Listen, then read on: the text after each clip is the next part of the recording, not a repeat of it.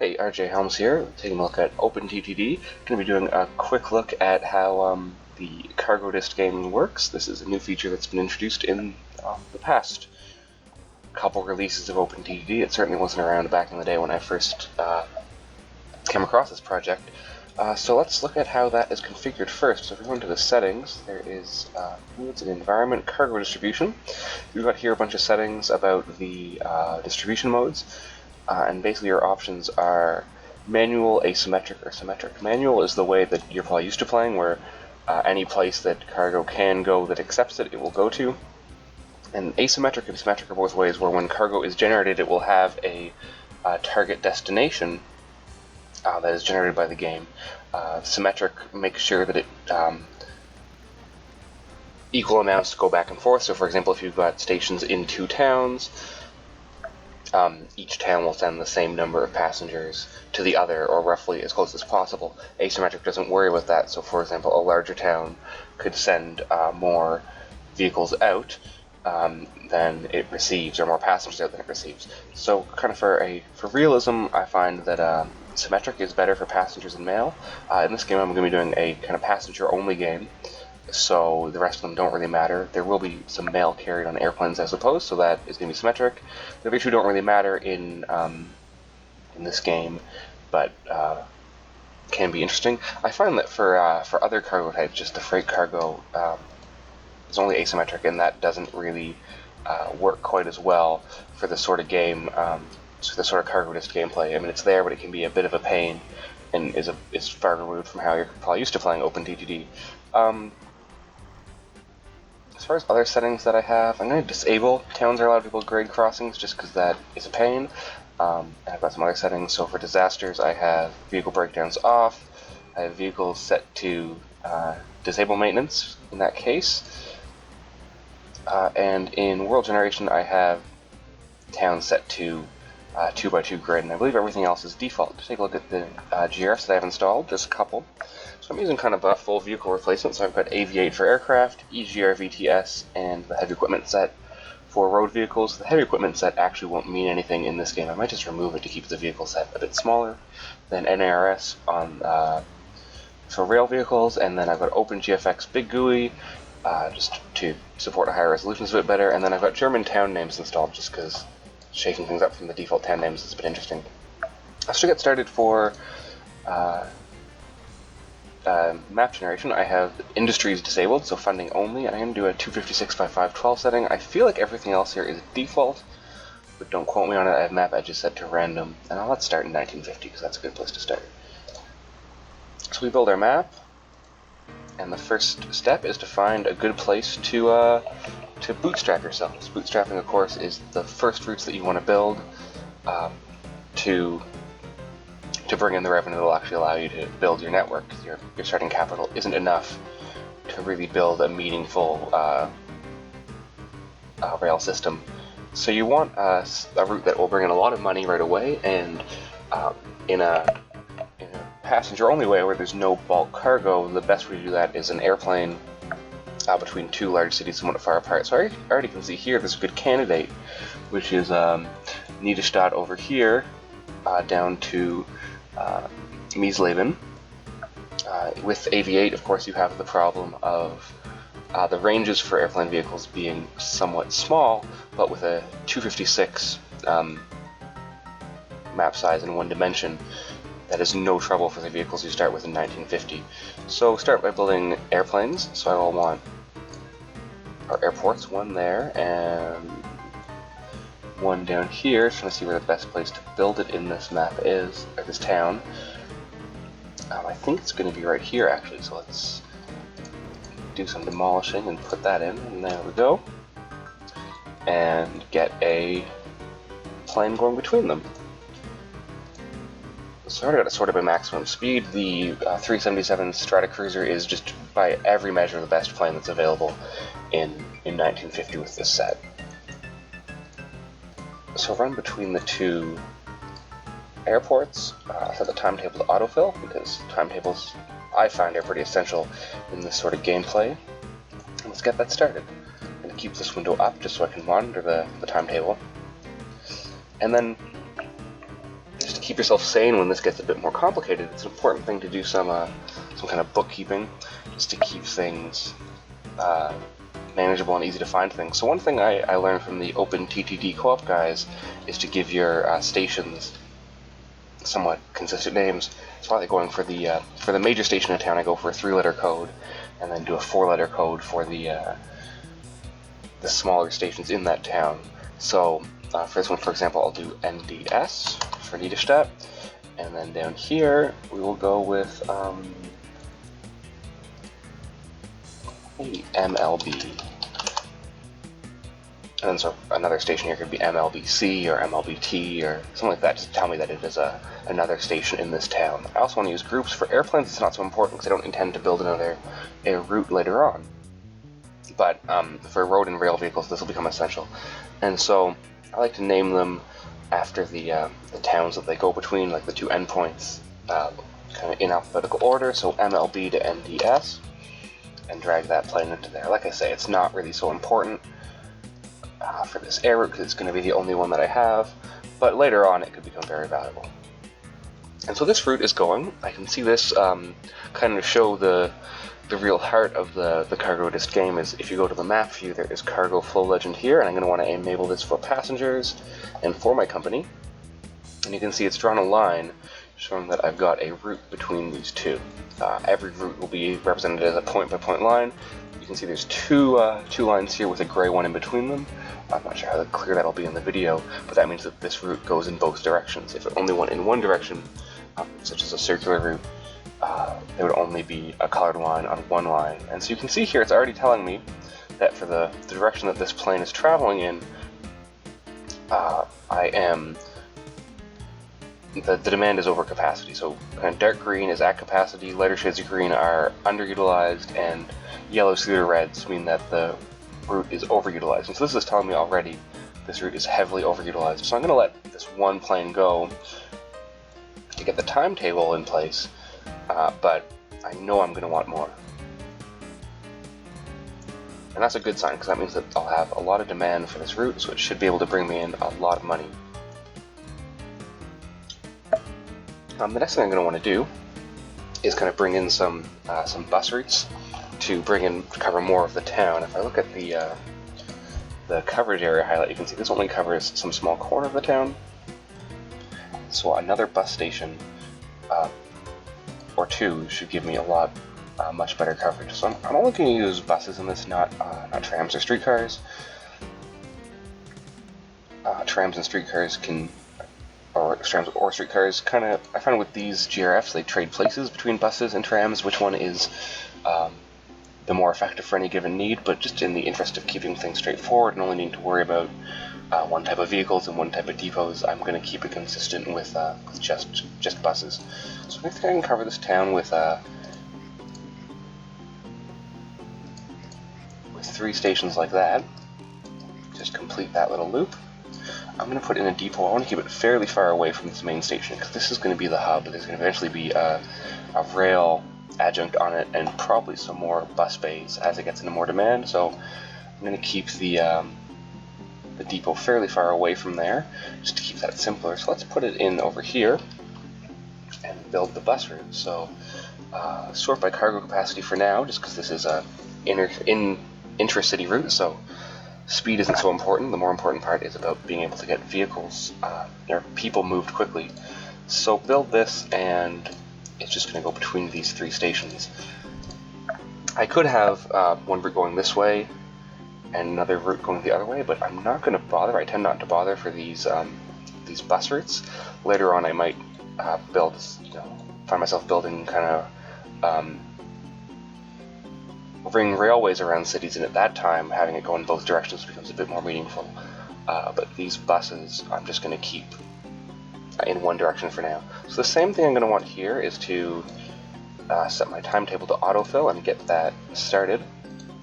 I'll talk about that once I've got a timetable actually filled in. And then so the same thing here I'm going to want to do, rename the stations. So these will be 4-letter codes, so NDSC for this one, and this one I can just choose another letter. So it's kind of in the west, so I'll do NDSW. Oh, that's awesome, it caught that in the middle of me renaming it. And then I'm going to want a group for this, so this will call local NDS. And see, this is a case where I'm going to certainly want more than one vehicle on this route, and I'm going to have a lot more bus routes, so that makes it very easy to find the exact route and depot that I want when it comes time to build more of those vehicles.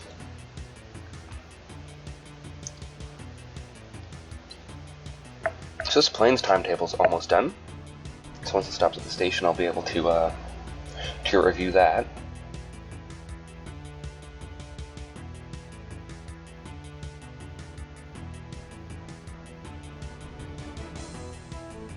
And there we go. So its timetable is currently 152 days. So what I want to do is add some slack into this timetable. I know for certain 1 day isn't long enough to wait. I tend to just add a kind of arbitrary number of days for all the stops. For planes and trains, I give them 5 days and 4 for buses, but you can see it works. And the other thing I want to do is add some slack in the travel time.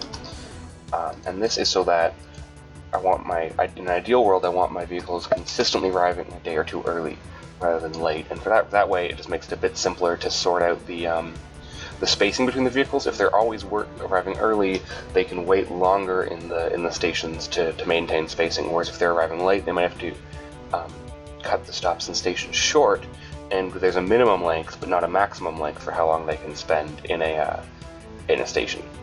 You can see this here for this one. It's already happened. So this is done. I'm going to close this. Let's see here. This vehicle is getting later and later just with the autofill timetable. Before it stopped in NDSC, it was 1 day late, and now it's 6 days late because these amount of times to spend in the stations aren't realistic. So I'm going to pad these stops all out to 4 days, and similarly add a day's slack to each of these stops, or each of these transit times. And then this station should, or this bus should be able to pretty quickly regain its time on the timetable. And this is something you have to monitor, especially as you start mixing and matching vehicle types and getting more and more traffic. Just adjusting the amount of slack in these schedules. But as I say, the rule is under kind of optimum conditions, you want vehicles consistently arriving a day or two early. So I can see here already I don't have enough buses on this. See, this is bright red. So I'm going to, with one already red, I'm going to go to this route and maybe add 2 more. So I use control click. I'm going to take it alone. So I use control click to maximize my loan and bring in 2 more buses. I'll use the autofill timetable. Once again, this is a control click and set date, and that means that all the vehicles that share orders, which is going to be these 3, that's what control click to clone the vehicle does, it makes them have shared orders, will kind of be evenly spaced. So you can see this one starts on the 5th of October. This one is going to start even earlier on the, so it starts 15 days later approximately, and then this one will show its timetable starting on November 4th, which hopefully it will be back at NDSW by that time. And so that should take care of this town. At least I'll have to monitor it. You can see here, so this direction is over capacity, and the other direction is under capacity, which means that what I'm going to want to do is do the similar thing down in this town.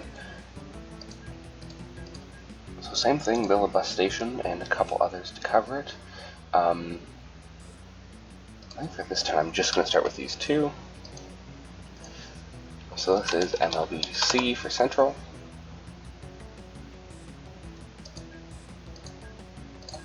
I'm going to close this loop in to build my depot. Same idea, use the highest capacity bus and go between these 2 stations. I'll set the timetable to autofill again and get that running.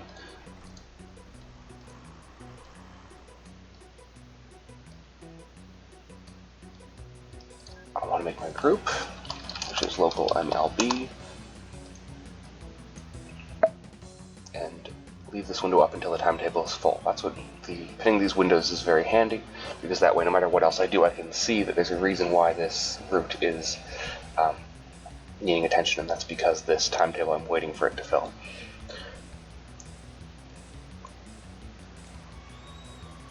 see how this route is going. One challenge with road vehicles, and it seems to happen worse with trams than with buses, is when you use the autofill, it won't always intelligently space them, and you can find that vehicles are getting jammed up at each other. Basically, one will arrive at the station, say this station first, and the one behind it will want to leave before the one in front, and so that the one in behind will just get later and later as it is perpetually jammed behind, and then you have to do some manual intervention to sort that out, which you can just use by sending one to turn around with this button, set it to order to turn around, and then again like this, just like that, and then that would mean give the other one the opportunity to pass it, and all should be right.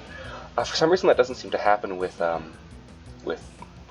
types of vehicles, just with buses and trams, I've found. So same thing here. The schedule didn't have quite enough slack in it. Certainly my little detour I made it take there didn't help, so I'm just going to add those days to this schedule, and this should now start getting back on schedule. Yes, now it's on time. So that route is fine. And you can see here that I've got the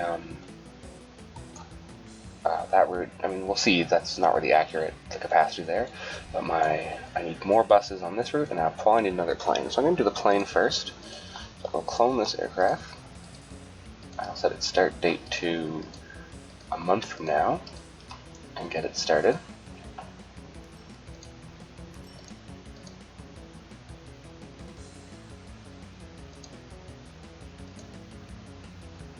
And you see by using groups and cloning, so these will share orders, they'll share a group, and that makes administering them very easy. For some reason, this one, you can see that the auto start isn't perfect. It decided to start itself 57 days late. So hopefully, by having the slack in the schedule, it will be able to position itself for exactly where it wants to go. And this one's running 14 days early. So you can see that they're going to try to be about 60 days apart in the schedule. Well, I'm sure it's actually 80 with them being 162 days long. So I'm going to repay my loan, let that run itself. Control click to minimize and maximize your loan is a handy shortcut. It does seem to actually only need one vehicle to manage itself for now. That may change.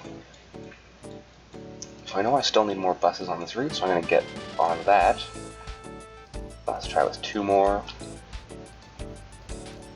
So same thing, start them about a week from now.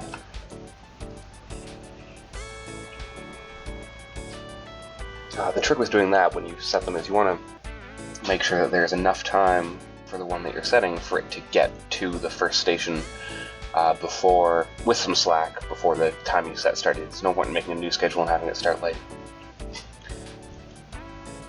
So you can see here that's perfect. This one took off before that one's timetable is done. And here, because I've got more vehicles than I do have, stations, this is a case where they might actually start jamming up with each other. So that's just something to watch. So at this point, this should be my moneymaker route. I've got airport connecting 2 towns, and each of the towns has some local bus service. So hopefully at this point, I'll be making enough money to actually have some revenue to expand. See here, based on my 1950 performance, I already am, to a greater or lesser extent. My new construction notwithstanding, I'm pulling in about 13,000 or 13,000 pounds a year on a system that costs under 10,000 pounds to run, and that's of course before this was all built. So if I let this run for a while in 1951, I should see that this is actually quite reliably a good revenue generator. I of course do have another 110,000 pounds of capital available to me to expand and just add more vehicles if that's needed, which it looks like it will be. So I'm going to start by already creating a new aircraft. So just max out my loan and then create the aircraft like that. Set the start date to again about a week from now.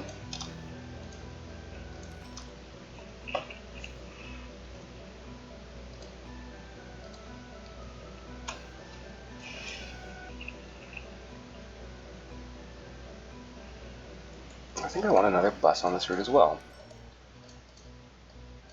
So I'm going to go to the timetable, have it start about a week from now.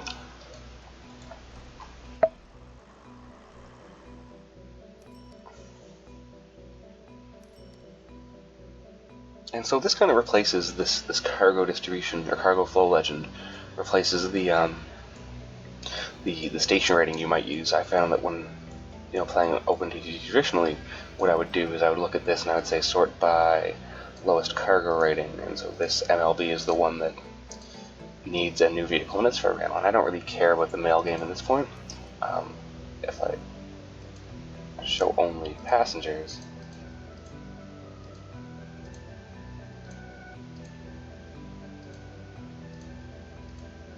but everything's got a pretty good rating. So, but this tells me where there's actually profit to be made. Presuming these routes are all money-making routes, where there's profit to be made by expanding my my network. You can see here that by adding that vehicle, I believe that's the 6th vehicle. This is no longer kind of off the charts in terms of how overcapacity it is. And that's exactly what I want to see. So now a couple months into 1951, so I can see I'm bringing about £17,000 each so far, not a year, but the first couple months of the year, for about £8,000 of vehicle expenses. And that's perfect. That means that if I let this run for a little while, I should be able to pull in a pretty tidy revenue and start building a bit more infrastructure heavy systems. So the next step will be to let this run for a little while, doing the same thing, keeping these at capacity. I probably want another plane and a couple more buses here. But I want to start thinking about how I'm saving up some money, and I'll probably need a couple £100,000, and thinking about how I want to expand my my transit system and actually kind of build a rail system. I could connect these two by rail and just hit the towns in between. That actually looks like it might be a decent moneymaker. But that would be directly competing with the route I already have. So I'm thinking that something running east to west, for lack of a better word, would make a bit more sense. Perhaps I could run down from Niederstadt to, say, Heiligenhausen, through some of these smaller towns, but none of them look particularly attractive. But I'm going to end this here, so I'll let this run for a while and be back in another video, I think, to get started with the railway construction. So until next time, I hope you enjoyed this, and I will see you then. Thanks.